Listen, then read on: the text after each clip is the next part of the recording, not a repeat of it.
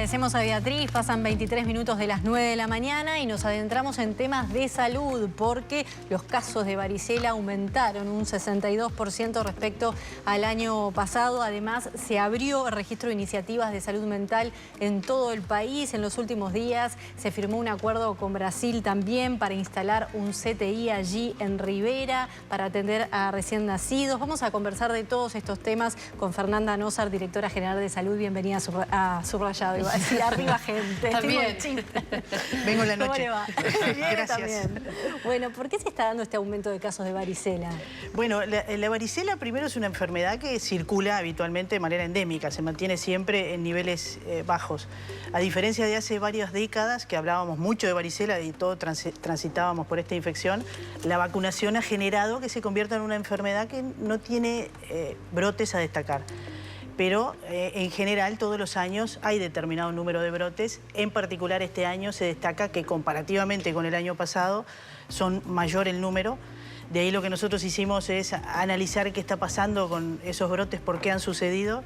En algunos en particular, en los primeros brotes que hubieron en el año, hubieron algunas medidas de prevención que quizás no fueron del todo lo adecuadas en cuanto al aislamiento de las personas que contagiaban y eso favoreció A que se propague rápido. la propagación y la generación de nuevos brotes. Eso es destacado.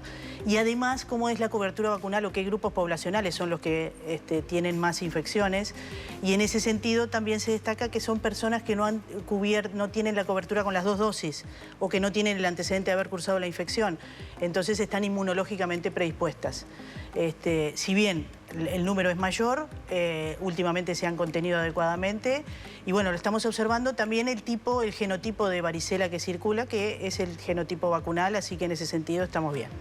¿Pero por qué se da que hay como ese aumento? ¿Hubo un tiempo en el que esa gente no se vacunó? ¿Por qué? Bueno, la primera, cuando se incorporó la vacuna en la década de los 90 era solo una dosis. Después en los análisis de cómo se comportaba el nivel de anticuerpos se vio que disminuía con los años y se definió que era necesario cobertura con 2 dosis. Y eso se incorporó en nuestro país a partir del año 2014. Es decir, que cuando uno analiza las cortes poblacionales, personas adultos jóvenes son personas que no tienen cobertura de 2 dosis por el certificado esquema de vacunación. Claro. Lo otro, hay brotes en niños menores de 5 años que tampoco han llegado a la segunda dosis porque la segunda dosis es a los 5 años. Es decir, que esos factores han sido también determinantes de favorecerlo. ¿Y se va a recomendar a la gente que no se ha dado la segunda dosis que vaya a hacerlo? Sí, es dentro de las medidas de prevención, sobre todo cuando se actúa epidemiológicamente en los lugares donde hay los brotes. Claro. Pero sí. ¿Es gratuita? Sí, está incluida en las prestaciones. ¿A qué atribuye que no había un desacostumbramiento a la existencia o a la presencia de la enfermedad, que por eso no se tomaban medidas de precaución, de aislamiento, por ejemplo? Bueno, indudablemente la medicina es la evidencia y la experiencia. Y la experiencia es fundamental. Cuando uno no piensa en alguna patología en particular, tampoco la busca. Entonces, en determinadas circunstancias también hay un desentrenamiento de algunas medidas y las medidas también de prevención tienen que ver con eso. ¿Qué seguimiento hace, directora, el Ministerio sobre, en particular, el foco que se dio en la cárcel de Canelones? Bueno, sí, ahí son lugares donde tiene la complejidad de las condiciones en las cuales están las personas allí. Entonces, a veces hay dificultades en los aislamientos. Hubieron 2 diagnósticos y se consideró un brote para desplegar las medidas de prevención. Se pudo aislar a las personas infectadas. Se realizaron las medidas preventivas de aislamiento del resto y también, sobre todo, las medidas preventivas con las personas que visitan, con algunas precauciones en particular de personas más susceptibles, por ejemplo, mujeres en edad reproductiva o embarazadas, para evitar la posibilidad de transmisión. Y no ha habido más reportes. ¿Qué se hace allí? Se proscriben transitoriamente por un periodo de 10 a 15 días desde el contacto para evitar la posibilidad de transmisión. También se va a estar vacunando. No sé si vas a preguntar eso. Dale. Si van a estar vacunando allí en la cárcel. Sí, también se definieron medidas de actualización del esquema de vacunaciones y también en algunos casos cuando hay enfermedades que inmunodeprimen o, bueno, no es el caso pero si hay alguna mujer embarazada expuesta que no tiene la cobertura adecuada, se hacen inmunoglobulinas. Esto se dio en Canelones, pero ¿puede llevar a echar un ojo en el resto de los establecimientos penitenciarios a raíz del episodio? Habitualmente se realiza vigilancia y se le dice reporte y sobre todo la información al resto del país. Hay algo que viene con esto que le quiero preguntar cuál es el linkeo en la asociación, que son casos de herpes zóster. Bueno, el tipo de virus de la varicela es un virus herpes. Dentro de las posibilidades de reacciones adversas extremadamente infrecuentes puede estar la expresión a bajo ruido, es decir, con síntomas muy leves de la propia enfermedad. Y se han reportado, sí, desde... No últimamente, sino que se han reportado en forma esporádica, casos sobre todo de parte de dermatólogos que ven niños, de lesiones compatibles con herpes zóster.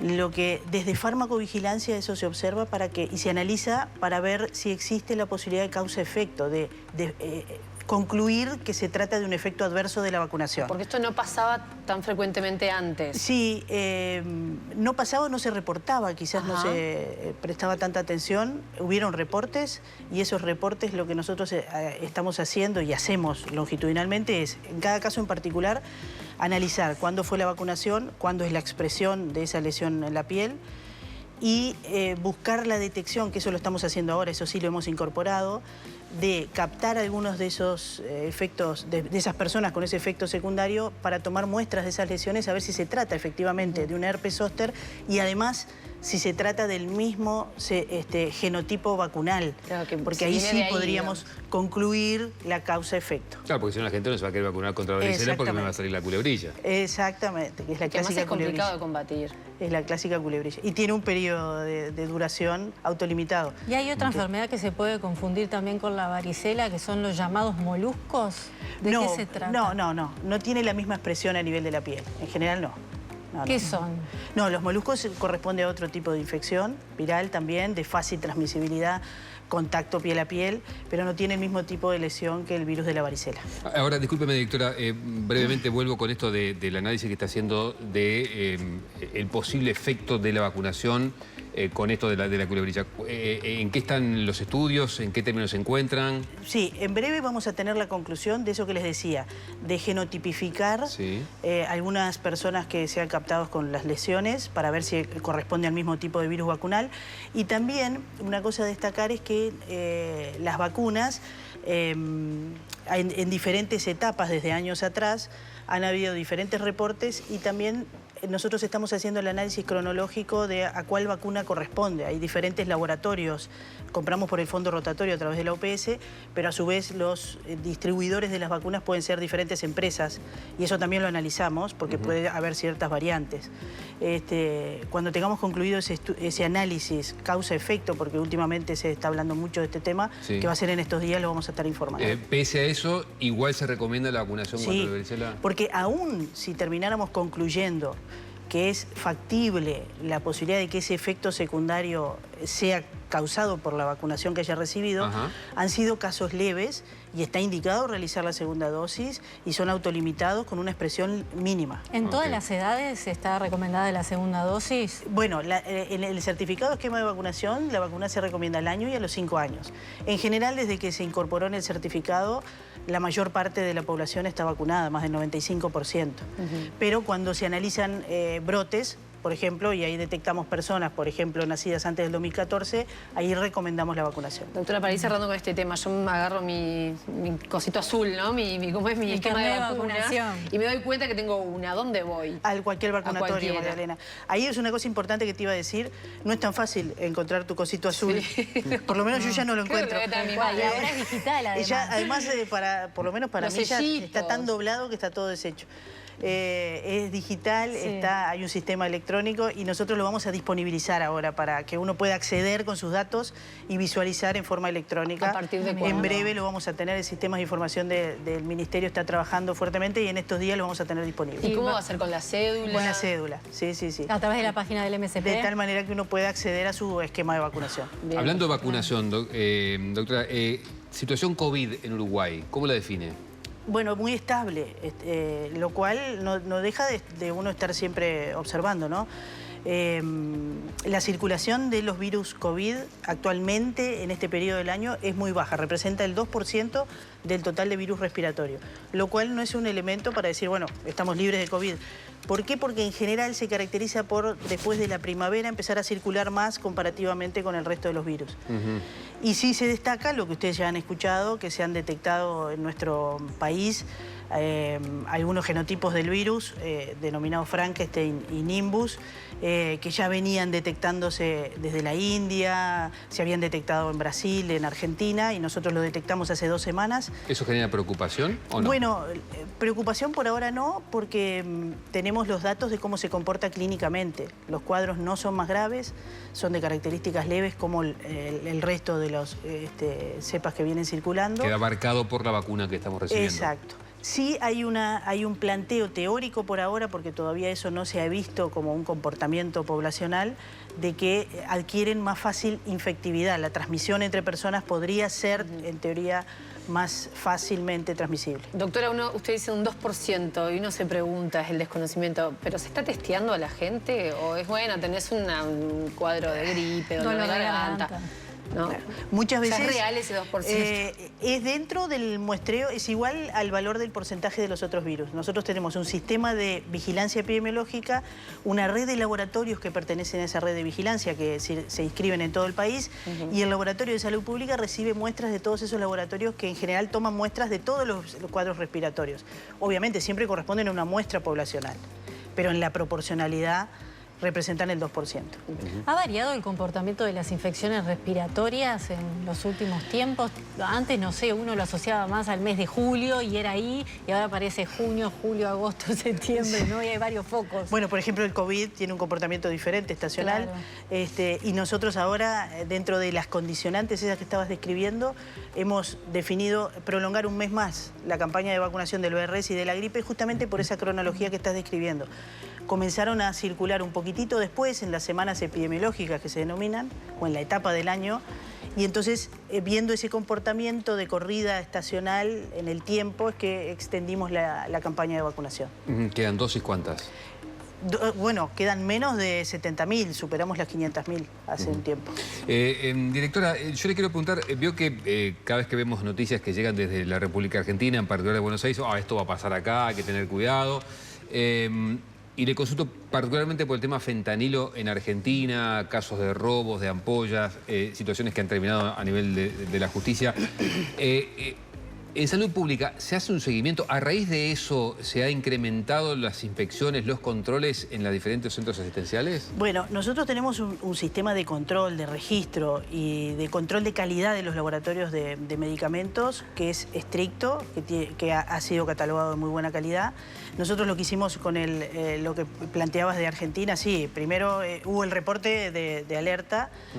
Lo que hubo allí es contaminación bacteriana de algunas ampollas de fentanilo. Ese laboratorio no está en nuestro mercado. No obstante, también revisamos, a partir de lo que sucedió, cuáles son los análisis que nosotros hacemos para la habilitación y la incorporación del fentanilo en nuestro país, y estamos en condiciones adecuadas. Eso tiene mucho que ver con los controles y la vigilancia que tenemos en salud en el país. ¿Y robo de fentanilo? Bueno, nosotros no tenemos reportes, siempre se hace un seguimiento de todas estas sustancias controladas. Porque digo, es una droga muy utilizada a nivel médico, ¿no? Sí. Se utiliza así en el ámbito, bueno, de la analgesia, en el ámbito de bloque quirúrgico. No tenemos alertas en ese sentido. ¿Y es un laboratorio solo el que lo prepara en Uruguay? No, hay más de un laboratorio. Pero no el laboratorio que se reportó con los inconvenientes de elaboración que surgieron en Argentina. Ese no distribuye acá en Uruguay. Doctora, llegó el presupuesto, ustedes me imagino que habrán tenido acceso previamente a lo que nosotros conocimos en la jornada de ayer en temas de salud, salud mental, adicciones. El hospital también de Canelones es como un poco el foco. ¿Qué expectativa tienen y qué evaluación hace usted? Bueno, nosotros hemos trabajado en la elaboración de los aspectos de salud del presupuesto. Son varios los artículos que nos involucran. Sí, se destaca esos dos que dijiste, Magdalena, esos 2 puntos son destacados. Primero, lo del Hospital de la Costa es una promesa de campaña y se está trabajando fuertemente en la estructuración, más allá de que hablamos como etiqueta del Hospital de la Costa, es estructurar un sistema asistencial en la costa de acuerdo a los prestadores que existen actualmente, las necesidades, para definir, bueno, este hospital, cómo va a funcionar de una manera coordinada con todos los prestadores de toda la costa del país y cómo va a funcionar de manera coordinada también con el área metropolitana. Eso es el trabajo que se está realizando ahora, el presupuesto está para su construcción. Discúlpeme, ¿eso qué significa? ¿La funcionalidad que tendrá el hospital? Exacto, la funcionalidad y también las rutas asistenciales. Eso se elabora mucho en salud, el estructurar las vías de enlace que tenemos. Ejemplo, si tenemos atención a mujeres embarazadas en proceso de parto, de nacimiento. Bueno, va a ser un hospital que cumpla las condiciones para la asistencia o no. Esas cosas se están definiendo ahora y si de no ser así, ¿cuáles son sus vías de conexión? ¿A dónde lo derivan? Exactamente. Eso es súper importante para que los procesos asistenciales fluyan. ¿Eso que marca el perfil? Exactamente. Y además, en el análisis de la disponibilidad actual de prestadores que existe y de los tipos de atención que hay, policlínicas, sistemas de emergencia, es decir, estructurar toda una red de atención en torno a la construcción de ese hospital de la costa. Y en temas de salud mental, que es otro de los focos, es un tema tan grande de abarcar, ¿de dónde va a ser el aporte del Ministerio de Salud Pública? Bueno, el aporte de salud lo tenemos que hacer y de hecho estamos trabajando muchísimo en esos aspectos que tienen que ver estrictamente con lo biomédico. Pero la ley de salud mental trasciende enormemente el ámbito de la biomedicina e involucra aspectos sociales de bienestar general.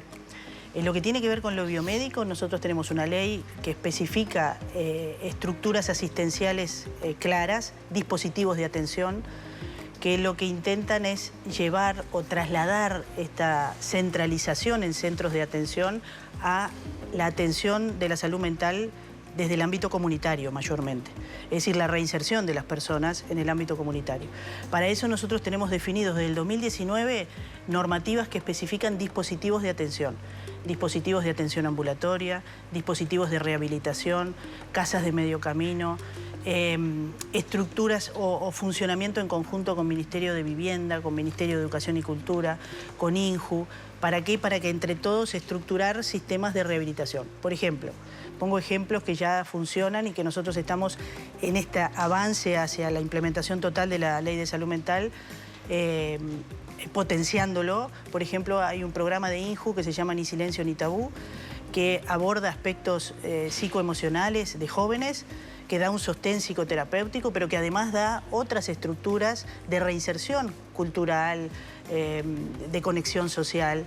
Bueno, ese programa nosotros es una herramienta más que lo hemos valorado como positivo, que pretendemos potenciarlo y que pretendemos ampliarlo en la cobertura en el país. O sea, ¿se va a poner foco en los tratamientos a largo plazo, por ejemplo? Bueno, no nosotros, tanto solo en la atención psiquiátrica, que es dar pastillas. Eso es muy bueno lo que estás diciendo. Para la atención de la salud mental necesitamos muchos recursos humanos especializados, sí, los tenemos.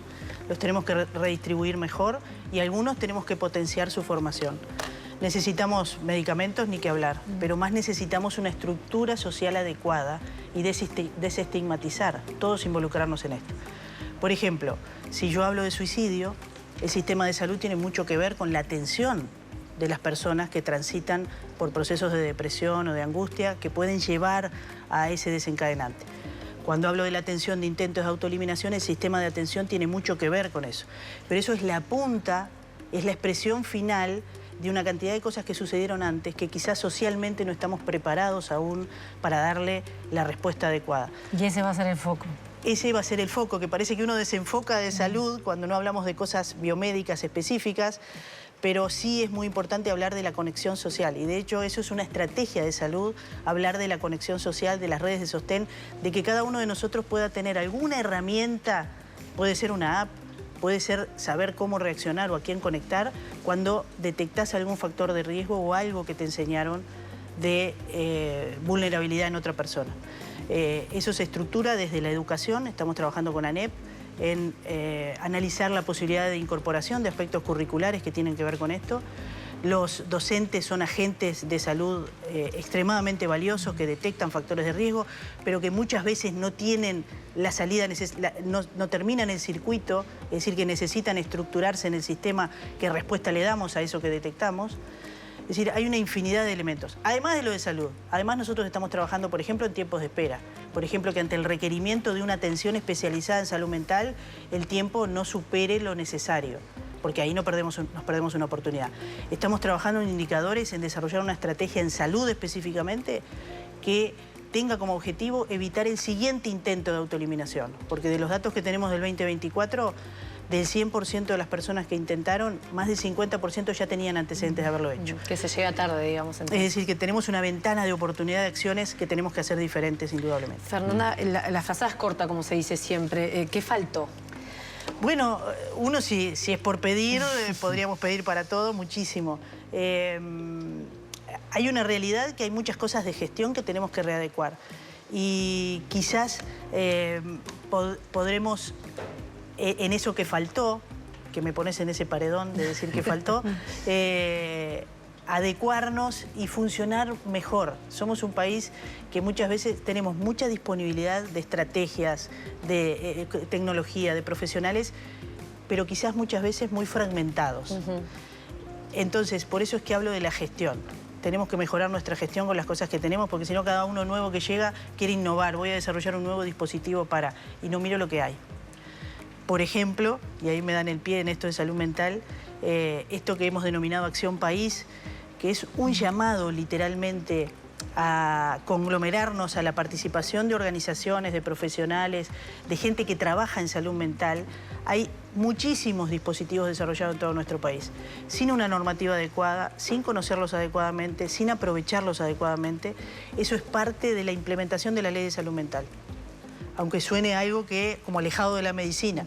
Es muy cercano a la medicina porque es a partir de esos dispositivos y de las herramientas que ya tenemos que podremos estructurar mejor. Directora, tenemos que ir redondeando, pero le quería preguntar sobre el anuncio del hospital del CTI para atención a recién nacidos en el departamento de Rivera. ¿Qué relevancia va a tener allí en la zona? Bueno, eso se dio hace unos días, 10 días más o menos, una semana, en el contexto de...